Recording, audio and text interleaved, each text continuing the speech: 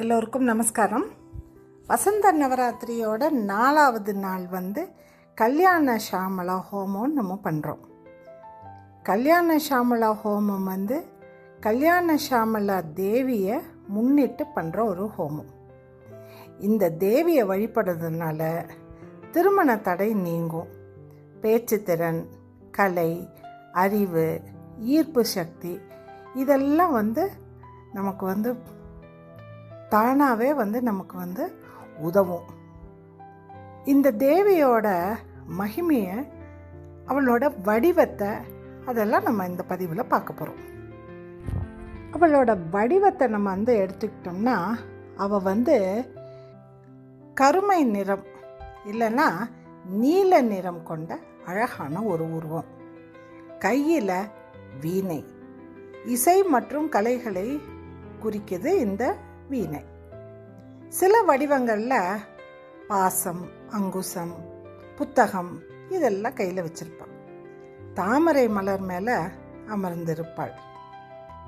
இந்த அம்பாளை நம்ம வழிபடுறச்ச நமக்கு கிடைக்கக்கூடிய பலன்கள் அப்படின்னு பார்த்தோன்னா, நான் முதலே சொன்ன மாதிரி திருமண தடை நீங்கும், நல்ல துணை கிடைக்கும், பேச்சு திறன் மற்றும் கவர்ச்சி அதிகரிக்கும், கல்வி, கலைத்திறமைகள் மேம்படும், குடும்ப வாழ்வு அமைதியாக இருக்கும்.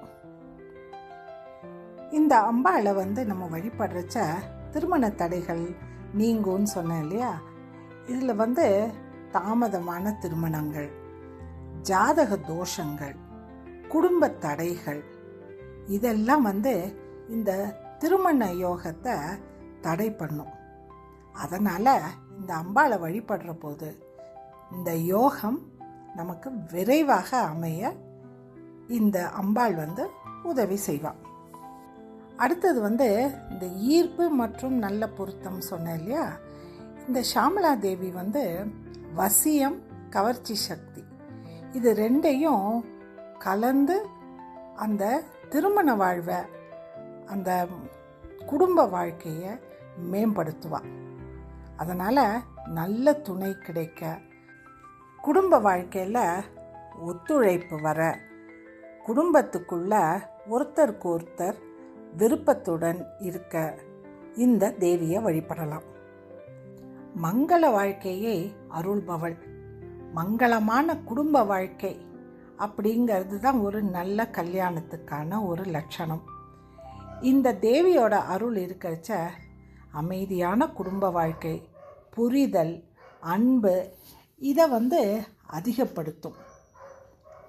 இன்னொன்று வாக்கு மற்றும் மன ஒற்றுமையும் இந்த அம்பாளோட கருணையும் அவளோட சக்தியும் அவளோட பக்தர்களுக்கு அவள் கொடுக்கும் ஒரு வரப்பிரசாதம்.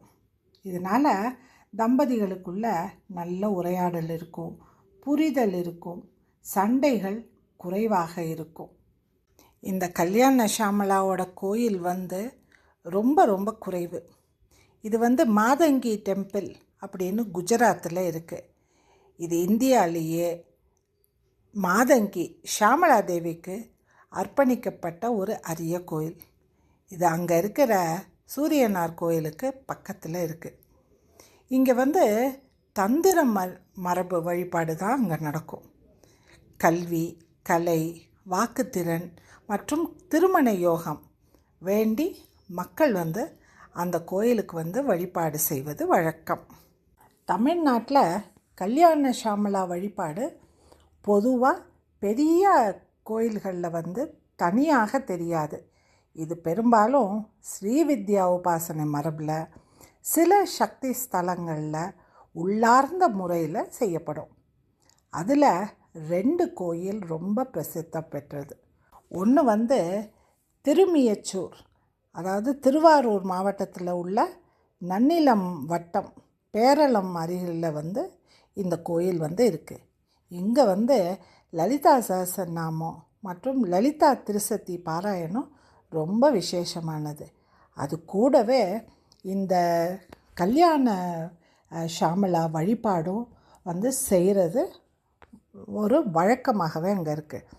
அங்கே வெள்ளிக்கிழமை, இன்னொன்று பௌர்ணமி அன்னைக்கு இந்த பூஜையை ரொம்ப பிரத்யேகமாக பண்ணுவாங்க. திருமண யோகம் வேண்டி இந்த லலிதா ஷாமளா ஜபம் அங்கே செய்யப்படுது. இன்னொன்று திருவானைக்காவல் அகிலாண்டேஸ்வரி கோயில். இங்கே சக்தி உபாசனையில் ரொம்ப விசேஷமான ரொம்ப முக்கியமான ஒரு இடம். இங்கே லலிதா உபாசகர்கள் ஷாமளா, மாதங்கி, லலிதா இவங்களை சக்திகளுக்கான மந்திர ஜபம் செஞ்சு வழிபடுறது ரொம்ப ரொம்ப விசேஷம். இங்கே அது பிரத்யேகமாக பண்ணுறதுக்கு ஒரு காரணம் என்னன்னு பார்த்திங்கன்னா, குடும்ப வாழ்க்கையில் அமைதி, திருமண தடை நீக்கம், வாக்கு மற்றும் அறிவு வளர்ச்சிக்கு இந்த கோயிலில் பிரத்யேகமாக பௌர்ணமி அன்னைக்கு செய்கிற பூஜையில் கல்யாண ஷாமளா ஜபமும் அனுசரிக்கப்படுகிறது. கல்யாண ஷாமளா பூஜைங்கிறது 48 நாள் ஜபம் செய்யலாம். திருமண தடையெல்லாம் நீங்கணும்னா, நல்ல வரன் கிடைக்கணும் அப்படின்னா, குடும்ப வாழ்க்கையில் நல்லது நடக்கணும்னா இந்த 48 நாள் ஜபம் செய்கிறது ரொம்ப ரொம்ப விசேஷம். இது முதல்ல குருக்கிட்டேருந்து ஒரு தீட்சை வாங்கிட்டு அதுக்கப்புறமா இந்த ஜபத்தை பண்ணணும். இதுக்கு ரொம்ப சிறப்பான நாளுன்னு பார்த்திங்கன்னா வெள்ளிக்கிழமை, பௌர்ணமி, இல்லைன்னா இந்த மாதிரி நவராத்திரி காலத்தில் பண்ணுறது ரொம்ப விசேஷம். காலையிலையும் பண்ணலாம், சாயங்காலமும் பண்ணலாம். ஆனால் தினமும் பண்ணுறச்சு அது ஒரே நேரமாக இருக்கணும். காலையில் ஆரம்பிச்சிங்கன்னா இந்த 48 நாளும் காலையிலேயே பண்ணணும். இல்லை சாயங்காலம் ஆரம்பிச்சிங்கன்னா அந்த 48 நாளும் நீங்கள் சாயங்காலம் தான் பண்ணணும். இது ரொம்ப முக்கியமாக சுத்தமாக அந்த இடத்த நீங்கள் பூஜை பண்ண போகிற ஜபம் சொல்ல போகிற இடத்த சுத்திகரிக்கணும். அடுத்தது கல்யாண ஷாமளா படம் இல்லைன்னா மாதங்கியோட படம். விளக்கு நெய்யோ இல்லைன்னா எண்ணெயில் விளக்கோ ஏற்றி வைக்கணும். மலர், வெள்ளைக்கடலை பூவோ மஞ்சளோ சிகப்போ யூஸ் பண்ணணும். அப்புறம் குங்குமம், சந்தனம், பழம் இல்லைன்னா பால் நைவேத்தியத்துக்கு வச்சுக்கலாம். 48 நாள் தினமும் தவறாமல் ஜபம் செய்யணும். சைவ உணவு தான் சாப்பிடணும். சண்டை, கோபம் இதெல்லாம் வீட்டில் தவிர்க்கணும். நேர்மையான ஒரு வாழ்க்கையை நடத்தணும். 48வது நாள் தேவிக்கு சிறப்பாக பூஜை பண்ணணும். அன்னதானம் இல்லைன்னா ஏழைகளுக்கு உணவு பரிமாறணும்.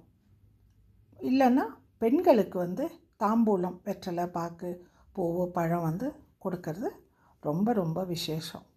இப்படி இந்த 48 நாள் செய்கிறவங்களுக்கு குடும்பத்தில் அமைதியும் தடைப்பட்ட கல்யாணமும் நடக்கிறதுக்கு நிறைய வாய்ப்புகள் உண்டு.